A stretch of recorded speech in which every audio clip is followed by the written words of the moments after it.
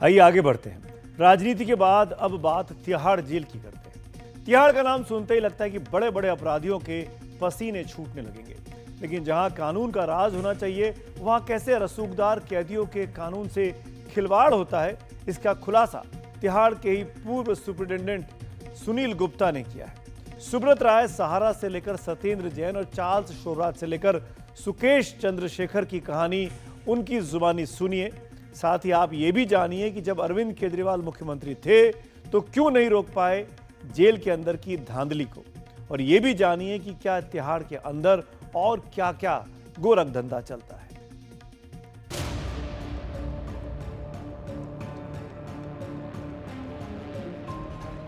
जो कानून तोड़ते हैं उनको तिहाड़ की सीमा तय कर देती है, लेकिन आज खुलासा होगा कि क्या तिहाड़ के अंदर जो कानून तोड़ने वाले होते हैं वही राज करते हैं। क्या तिहाड़ के अंदर ताकतवर कैदियों के लिए लड़कियां तक पहुंचाई जाती हैं? क्या तिहाड़ के अंदर ताकतवर कैदियों को शराब तक परोसी जाती है? और क्या तिहाड़ के अंदर जो कुछ गोरख धंधा होता है उससे प्रशासन ही नहीं शासन भी आंखें मूंद लेता है? आज इन सारे सवालों से पर्दा हटेगा, क्योंकि तिहाड़ जेल के पूर्व सुपरिटेंडेंट सुनील गुप्ता खोलेंगे वो राज जिसे सुनकर आप सन्न रह जाएंगे। हिंदी के प्रसिद्ध कहानीकार मुंशी प्रेमचंद की कहानी नमक का दरोगा में भी एक कथन है कि न्याय और नीति सब लक्ष्मी के खिलौने हैं। तिहाड़ जेल के पूर्व सुपरिटेंडेंट को सुनिए तो आपको लगेगा कि तिहाड़ में यही सब होता रहा है। कि मैंने जेल में करीब करीब 35 साल तक नौकरी की है। मैंने देखा जब भी कोई पैसे वाला आदमी या कोई गैंगस्टर आया या पॉलिटिकल बहुत बड़ी पर्सनैलिटी आया तो सिस्टम हमारा हमेशा बकल किया है, हमेशा सिस्टम उसके आगे झुका है। चाहे मैं आपको बताऊं चार्ल्स शोभराज था, मैं आपको ये बात बता रहा हूँ 81 की, तो उस टाइम पे अखबारों में आता था कि चार्ल्स शोभराज जो है वो तिहाड़ पे रूल कर रहा है। तो उसके बाद मैंने राजेंद्र सेठिया को देखा, उसके बाद मैंने बहुत केस देखे। मुझे अफसोस होता था इस बात का कि जब भी कोई नामी ग्रामी पैसे वाला बंदा आ गया या गैंगस्टर आ गया, हमारा सिस्टम जो है झुक जाता था उसके आगे। आज सुनील गुप्ता से आप जानिए कि मशहूर कारोबारी सुब्रतो राय सहारा ने कैसे जेल को अपना आरामगाह बना दिया था। अगर सुनील गुप्ता की बातों पर यकीन करें तो तिहाड़ जेल में सुब्रतो राय को कैदियों के सेल में नहीं बल्कि कोर्ट कॉम्प्लेक्स में रखा गया था, जहां एसी वाला कमरा था। जेल में उनके पास सहारा एयरलाइंस की एयर होस्टेस आती थी, वहीं उनके कमरे तक शराब और विस्की तक पहुंच जाती थी। पहले आप पूर्व सुपरिटेंडेंट सुनील गुप्ता को सुनिए। एयर होस्टेस जो उनकी सहारा एयरलाइन की थी वो जाती थी, वहाँ घंटों उनके पास बैठी रहती थी। मैंने खुद वहाँ पे विस्की वगैरह की बोतल पड़ी हुई देखी थी।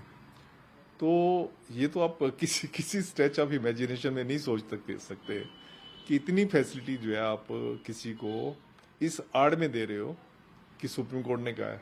सुप्रीम कोर्ट को भी जेल एडमिनिस्ट्रेशन ने कहा था, तभी सुप्रीम कोर्ट ने कहा ठीक है पैसे इनको रिकवर करने हैं तो आप ये एक्स्ट्रा फैसिलिटी दे दो।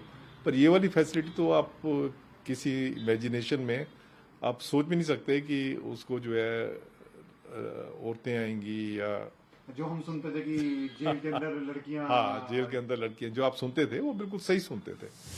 सुनील गुप्ता के मुताबिक ये सारे अवैध और गैर कानूनी धंधे अदालत के निर्देश की ओट में किए जाते थे, जबकि सुप्रीम कोर्ट ने जेल की सेल से बाहर सुब्रतो राय सहारा को रखने की इजाजत इसलिए दी थी ताकि वो अपने होटल बेचने के लिए वीडियो कॉन्फ्रेंसिंग से विदेशों में बात कर सके। इनको रेगुलर जेल में जो है रखा हुआ था, तो उसके बाद इन्होंने कहा कि उन्होंने होटल्स वगैरह बेचने हैं, तो उससे जो पैसा जनरेट होगा तो उससे वो लेंडर को जो है दे सकते हैं। तो उन्होंने कोर्ट से परमिशन मांगी थी कि इनके होटल्स वगैरह के जो कई बायर जो हैं वेस्टर्न कंट्रीज के हैं, यूरोप के हैं, तो उनसे उसको वीडियो कॉन्फ्रेंसिंग से बात करनी है और जब तक वो बात नहीं करेगी तब तक वो बेच नहीं सकते। तो सुप्रीम कोर्ट ने जेल प्रशासन से पूछा कि इसका क्या इलाज है। तो जेल प्रशासन ने कहा कि जेल के अंदर रह के तो ये नहीं हो सकता कि जेल के अंदर से वीडियो कॉन्फ्रेंसिंग वगैरह का प्रोविजन इतना वो नहीं है, तो जेल के बाहर रख के जो है हो सकता है। तो इनको फिर हमने वहाँ पे एक कोर्ट कम्प्लेक्स है उसमें रख दिया था। ये कोर्ट कॉम्प्लेक्स में वीडियो कॉन्फ्रेंसिंग की फैसिलिटी भी थी और इन्होंने अपनी फैसिलिटी भी मंगवा ली थी और वहीं पे सारा एसी कॉम्प्लेक्स था, तो उसी में ये रात को सोते थे। उन्होंने उसमें सेक्रेटरिएट की भी जो है इसको परमिशन दे दी थी कि टाइप वगैरह करना है या और चीज़ें करनी, प्रपोजल वगैरह भेजने हैं। अब आप सोच रहे होंगे कि सुप्रीम कोर्ट की इजाजत के बाद कैसे सुब्रत राय से मिलने के लिए एयर होस्टेस तक चली जाती थी। जवाब सुनिए सुनील गुप्ता से ही। सेक्रेटरिएट चलाने की परमिशन दे दी थी, तो एज ए वो हेल्प करने के लिए वो आती थी वहाँ पे और घंटों वहाँ रहती थी बैठ। सुब्रत राय सहारा की बात पुरानी पड़ चुकी है। वो खुद इस दुनिया में नहीं है, लेकिन बात उन तमाम रसूख और पैसे वाले लोगों की है जो तिहाड़ में जेल के कायदे कानूनों को अपने पैसों पर नचाते हैं। नहीं तो ठग सुकेश चंद्रशेखर से जेल में मिलने के लिए फिल्मी अभिनेत्रियां और लड़कियां कैसे पहुंच जाती। उसके बाद देखो ना, सुब्रत राय को तो आप छोड़ो, अब आपका सुकेश चंद्रशेखर का जो केस है वो तो उससे भी गंदा है। उसके केस में तो हीरोइनें जा रही हैं, उसको जेल के अंदर मिल के आ रही हैं, जैसा अखबारों में लिखा हुआ है। सुनील गुप्ता जो कुछ बता रहे हैं उसमें कितनी सच्चाई है, ये खुद में एक गंभीर जांच का विषय है। क्या बगैर जेल प्रशासन की मिलीभगत के ये काम हो सकता है? क्या जेल प्रशासन रिश्वत लेकर कैदियों को अपार सुविधाएं देता है? क्या जेल प्रशासन के ऊपर सरकार चलाने वालों का दबाव होता है, या शासन प्रशासन और पुलिस की तिकड़ी मिलकर पैसे वाले कैदियों की सुविधा में बिक जाती है? अन्ना आंदोलन के दौरान ईमानदारी और संघर्ष का प्रतीक बनकर उभरे अरविंद केजरीवाल तब तक मुख्यमंत्री बन चुके थे जब सुनील गुप्ता तिहाड़ जेल में सुपरिटेंडेंट थे।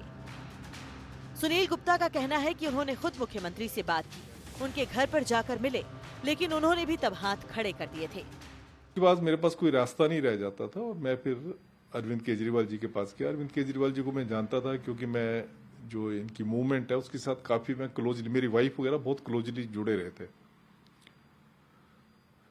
तो उनके पास गया, उनको मैंने बताया जाके, पहले उनके ऑफिस में गया। मेरे एक दोस्त थे, उन्होंने मेरे को पहले ऑफिस में मिलवाया, फिर इन्होंने कहा कि आप घर पे आ जाना। तो मैं घर पे गया इनके, तो वहाँ पे जेल मंत्री भी थे। तो मैंने उनको बताया कि ऐसे ऐसे जो है सुब्रत राय सहारा जो है ऐसी ऐसी जो इन्होंने फैसिलिटीज ले रखी हैं जो कि इनको नहीं मिलनी चाहिए, और ये फैसिलिटी सारी जो है ये जेल प्रशासन की मिलीभगत के साथ हो रही है। हमने छापा मारा और सब चीज़ें मिल गई, तो ये तो फिर सुप्रीम के ऊपर एक्शन बनेगा। तो मैंने कहा सुप्रीम के ऊपर एक्शन बनेगा, जब सुप्रीम के ऊपर आप एक्शन लोगे तो उससे आपको पता लग जाएगा, वो अपने आप बता देगा कि सब कुछ मैं डायरेक्टर जनरल के कहने पे कर रहा हूँ। तो इन्होंने कहा ठीक है। तो करके मैं बड़ा खुश था कि आज इनसे बात हुई है, जेल मंत्री भी बैठे हैं, सब बैठे हैं और बात हो गई है और कुछ एक्शन होगा।